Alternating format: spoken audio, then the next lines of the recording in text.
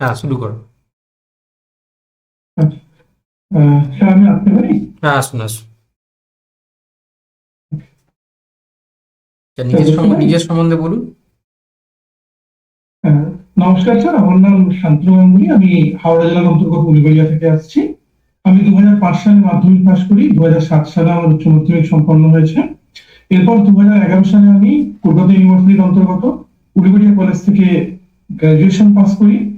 এরপর আমি 2013 সালে কলকাতা ইউনিভার্সিটির অন্তর্গত আশুতোষ কলেজ থেকে আমি আমার পোস্ট গ্রাজুয়েশন কমপ্লিট করি। এরপর আমি 2014-15 শিক্ষাবর্ষে কলকাতা ইউনিভার্সিটির অন্তর্গত গঙ্গাধরপুর শিক্ষণ মন্দির কলেজ থেকে আমি আমার বিএ ডিগ্রিটি অর্জন করেছি। বর্তমানে আমি একটি শিক্ষকতা পেশার সঙ্গে সংযুক্ত আছি। আমি 2016 সালের একজন ক্যান্ডিডেট। আমি ক্যানিং এর অন্তর্গত কোচিয়ামারা হেমচন্দ্র হাই স্কুলে শিক্ষক হিসেবে নিযুক্ত রয়েছে। আমার সঙ্গে গান শুনতে এবং গান গাইতে অবসর সময় খুবই ভালো লাগে। ধন্যবাদ স্যার। ডেমনস্ট্রেশন শুরু করুন। ধন্যবাদ। গুড আফটারনুন ছাত্রছাত্রীরা। তোমাদের আগের দিনের ক্লাসে আমি আলোচনা করেছি জিন এবং তার গঠন সম্পর্কে। আজকে একটা প্রশ্ন দিয়ে আমি ক্লাসটা শুরু করতে চাই। আচ্ছা, তোমরা যদি বলবে বিপাক ক্রিয়া কাকে বলে? হ্যাঁ, তুমি বলো।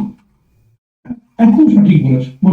বিপাক ক্রিয়া হলো জীবদেহের মধ্যে সংঘটিত সকল রাসায়নিক ক্রিয়া যেগুলি কোনো না কোনো উৎসেচকের বস্তুতে সংঘটিত হয়।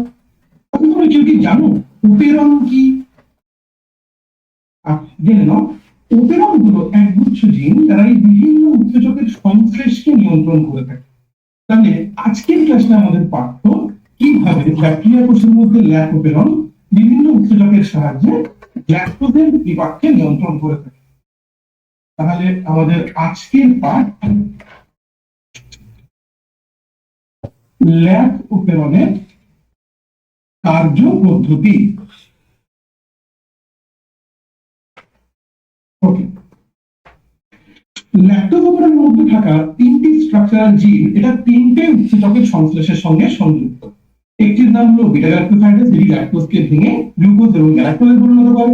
দ্বিতীয়টির নাম হলো ল্যাকটোজ পারমিয়েজ, যার কাজ হলো ব্যাকটেরিয়া যে মিডিয়ামের মধ্যে রয়েছে তার পারিপার্শ্বিক মিডিয়াম থেকে ল্যাকটোজকে সংগ্রহ করতে সাহায্য করে।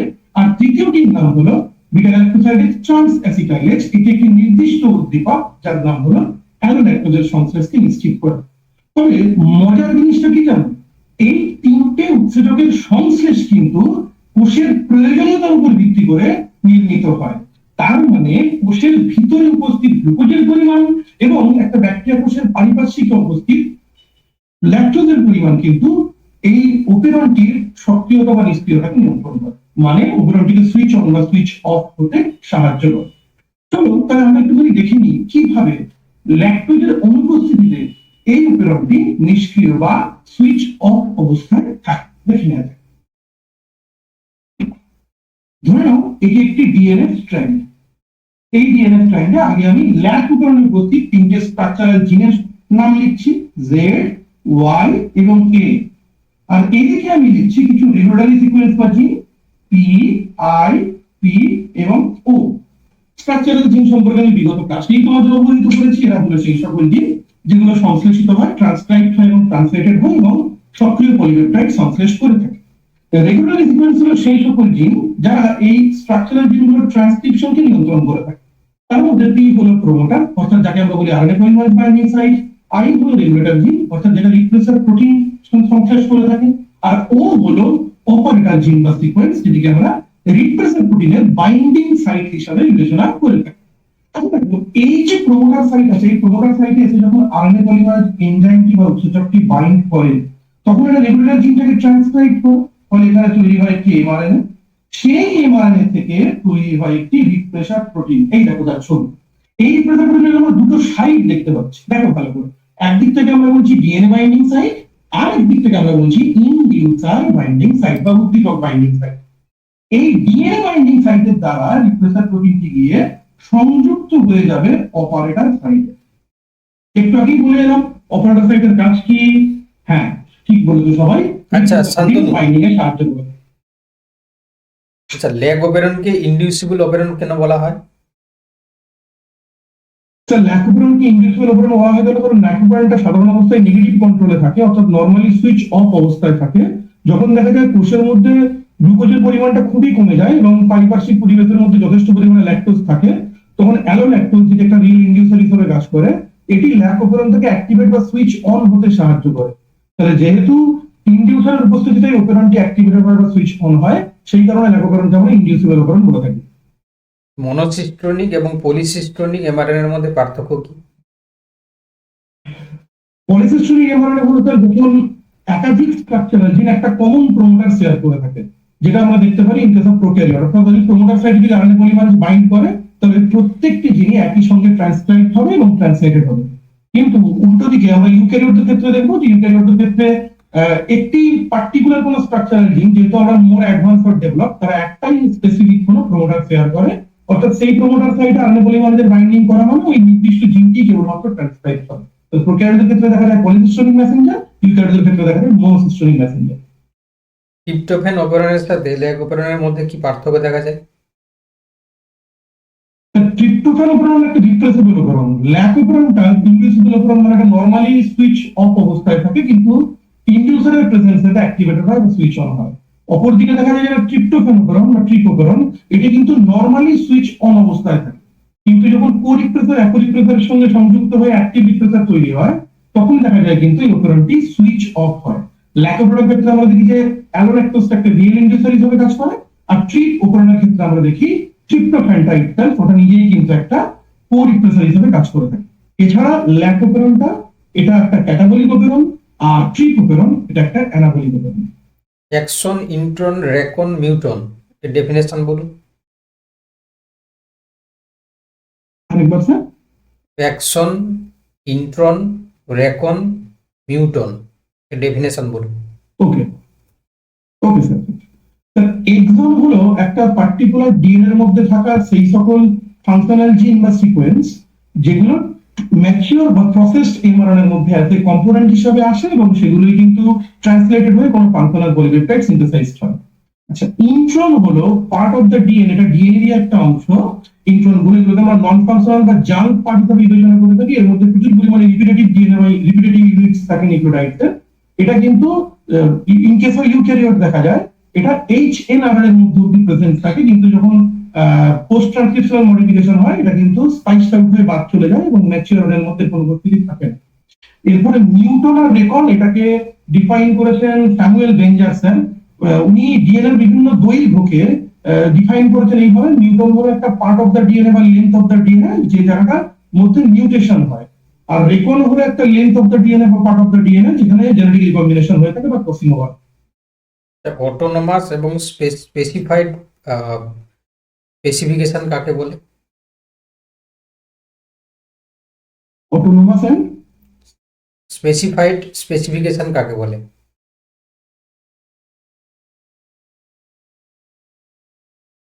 না স্যার, আমি এটা ছাড়া আমার জানা নেই, আমি দেখে নেব।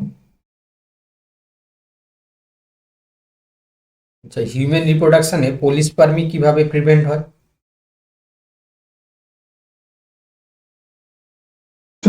পলিস্পার্মি প্রিভেন্ট হয় যখন প্রথম যে স্পার্মটি বা শুক্রাণুটি ওটি যখন গিয়ে সেকেন্ডারি সাইটের গাত্রে প্রথমে যখন গিয়ে ফিউজ করে মানে প্রথম যখন সংযুক্ত হয় তখনই দেখা যায় যে একটা কর্টিক্যাল গ্র্যানিউল রিলিজ হয় এবং এই কর্টিক্যাল গ্র্যানিউল রিলিজ হওয়ার পরে একটা ফার্টিলাইজেশন মেমব্রেন তৈরি হয়।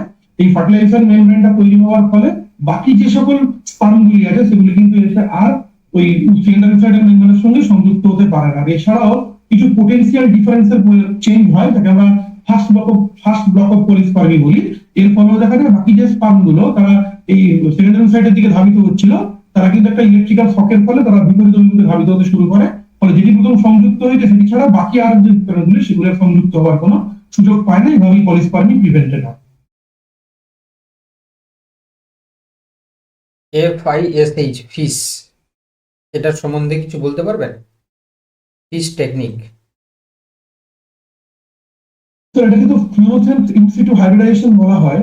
এই ফিশ টেকনিকের সাহায্যে আমরা ক্রোমোজোম গুলোকে ডিফারেন্ট কালারে কালারফুল করতে পারি এবং সেই অনুযায়ী এগুলোকে আমরা ওয়েল অ্যারেঞ্জ করতে পারি। মানে এটা একটা এক ধরনের স্টেনিং প্রসিডিওর যার সাহায্যে আমরা ক্রোমোজোমকে কিন্তু আমরা বিভিন্ন রকম ফ্লুরোসেন্স ডাই দিয়ে আমরা কিন্তু ট্যাগ করতে পারি এবং সেগুলোকে স্টেন করে কালার করতে পারি। আপনি ইন সার্ভিস তো প্র্যাকটিক্যাল নিশ্চয়ই করান। হ্যাঁ স্যার, প্র্যাকটিক্যাল করিয়েছি। আচ্ছা, একটা লাইট মাইক্রোস্কোপের ক্ষেত্রে ম্যাগনিফাইং পাওয়ার কত হয়, মানে রিজলিউশন পাওয়ার কত? লাইট মাইক্রো স্যার, ম্যাগনিফিকেশন পাওয়ার তো না, রিজলিউশন পাওয়ার। রেজলিউশন পাওয়ার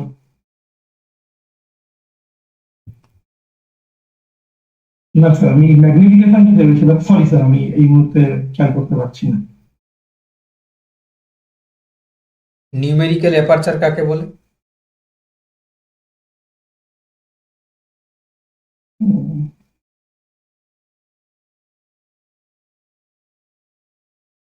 সরি স্যার, এটা আমাকে একটু দেখে নিতে হবে। আচ্ছা, আর সিলেক্টেড এবং কে সিলেক্টেড স্পিসিসের দুটো করে বৈশিষ্ট্য বলুন। আর সিলেক্টেড স্পিসিস হলো এমন একটা প্রজাতি, যে প্রজাতির ক্ষেত্রে আমরা গ্রোথটা দেখি, এটা কিন্তু ডেনসিটি ইনডিপেন্ডেন্ট, অর্থাৎ ডেনসিটির উপর ডিপেন্ডেন্ট নয়, মানে ক্যারিং ক্যাপাসিটির উপর ডিপেন্ডেন্ট নয়। কিন্তু কে সিলেক্টেড স্পিসিস এমন একটা স্পিসিস যার গ্রোথটা কিন্তু ডেনসিটি ডিপেন্ডেন্ট, অর্থাৎ কিন্তু ডেনসিটির উপর ডিপেন্ডেন্ট, মানে ক্যারিং ক্যাপাসিটির উপর ডিপেন্ডেন্ট। দ্বিতীয় হলো, যেগুলো আর সিলেক্টেড স্পিসিস হয় তাদের সাইজটা খুবই ছোট হয় এবং তারা সংখ্যায় প্রচুর পরিমাণে জন্ম নেয় এবং তাদের প্যারেন্টাল কেয়ারটা হয় খুব লো। কিন্তু বিপরীতে দেখা যায় যারা কে সিলেক্টেড স্পিসিস, তাদের সাইজটা খুবই লার্জ হয়, এরা খুবই অল্প সংখ্যায় অপত্য সৃষ্টি করে বা জন্ম দেয়, এবং এদের ক্ষেত্রে প্যারেন্টাল কেয়ারটা তুলনামূলকভাবে অনেক হয় হাই। আর সিলেক্টেড স্পিসিসরা সাধারণত তার জেএসএফ এর গ্রোথ কার্ভ ফলো করে থাকে, আর কে সিলেক্টেড স্পিসিসরা সাধারণত সিগমা কার্ভ ফলো করে থাকে, মানে লজিস্টিক গ্রোথ কার্ভ ফলো করে থাকে। বায়ো ম্যাগনিফিকেশন এবং বায়ো অ্যাকুমুলেশন কাকে বলে? বায়োম্যাগনিফিকেশন হলো দেখা যায় যে একটা নির্দিষ্ট ট্রপিক লেভেলে, মানে বিভিন্ন ট্রপিক লেভেলে একটা ফুড চেনের ক্ষেত্রে দেখা যায়, ফুড চেনের ক্ষেত্রে একটা পার্টিকুলার কোনো কেমিক্যাল, সেই কেমিক্যালটার যখন অ্যামাউন্ট বা পরিমাণটা গ্র্যাজুয়ালি ইনক্রিজ করতে থাকে ইচ অ্যান্ড এভরি ট্রপিক লেভেলে, এটাকে আমরা বলে থাকি যে বায়োম্যাগনিফিকেশন। আর বায়ো অ্যাকুমুলেশন হলো যখন দেখা যায় ইন্ডিভিজুয়াল কোনো অর্গানিজমের মধ্যে দেখা যায় একটা পার্টিকুলার কোনো কেমিক্যাল সাবস্টেন্সের অ্যামাউন্টটা ইনক্রিজ করতে থাকে, এটাকে আমরা বলে থাকি বায়ো অ্যাকুমুলেশন। ওকে, ঠিক আছে শান্তনু, কালকে বেস্ট অফ লাক, ভালো করে দাও। হ্যাঁ, অসুবিধা কিছু নেই তো স্যার? না, অসুবিধা কিছু নেই, ভালো করে, ভালো হবে, ঠিক আছে, আমি বিশ্বাস রাখছি তোমার ভালো হবে, ভালো বলতে পারবে। Okay sir, thank you sir. টপিকটা ঠিক আছে তো? হ্যাঁ, ঠিক আছে, ঠিক আছে, ঠিক আছে। Okay, thank you sir, thank you, আশীর্বাদ করবেন স্যার। ওকে, আচ্ছা, মানে 11-12-এ দেবে কেউ আছো? 11-12 আর কেউ আছো? সুতবা তোমার কি 11-12?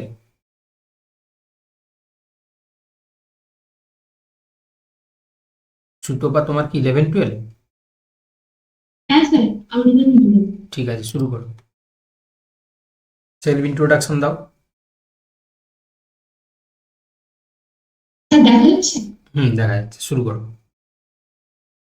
স্যার, আমি সুতপা ঘোষ, দক্ষিণ চব্বিশ পরগনা জেলার জয়পুর থেকে আসছি। আমি 2011 সালে দিল্লিতে গ্রাজুয়েশন কমপ্লিট করেছি থেকে, যেটাকে আলহাট ইউনিভার্সিটির অন্তর্গত। আর 2013 সালে মাস্টার ডিগ্রি করেছি ক্যালকাটা ইউনিভার্সিটি থেকে।